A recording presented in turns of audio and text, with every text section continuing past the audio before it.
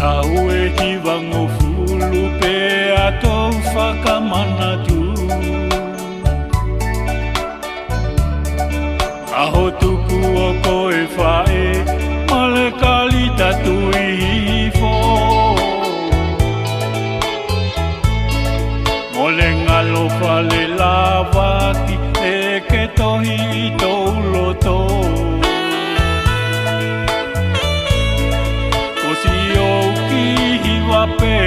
Pea e langi e te leno.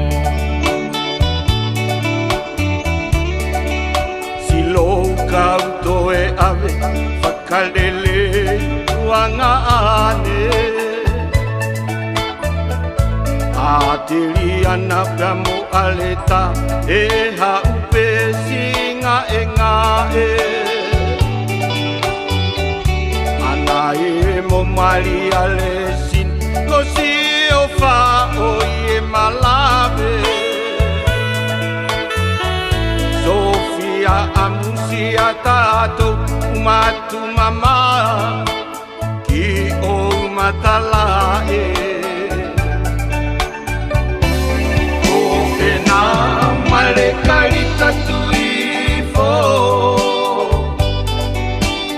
ina me aofa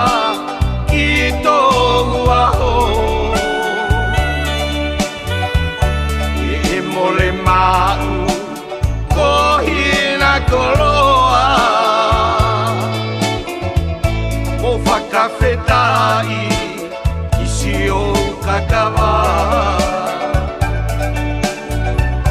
e whakamana tupe isi i tau ka e tau aka pe i te mafu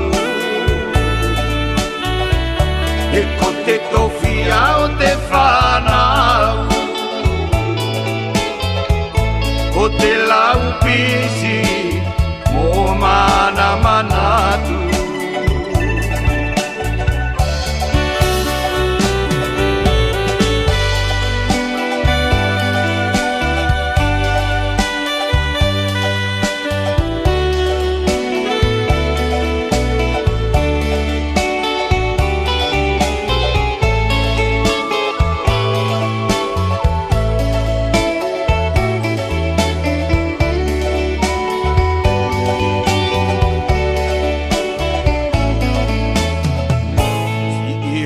A te whanau furu he mole puke puke te mauli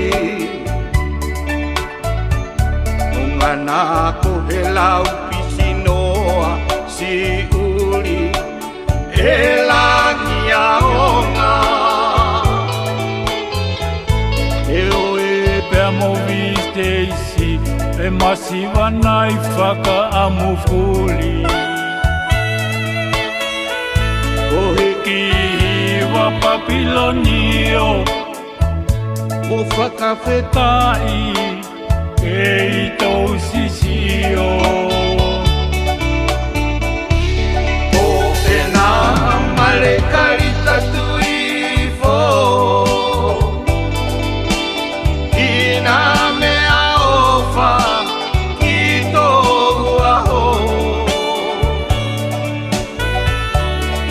Mole mau o hina koloa o whakawhetai isi o kakawa e whakamana tupe isi i tau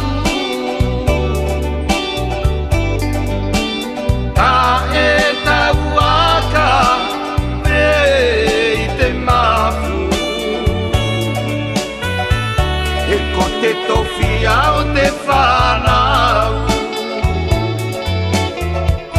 o te lau pisi mo mana manatu.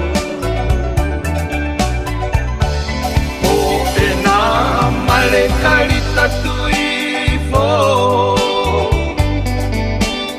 i nā mea ofa ki tōu aho.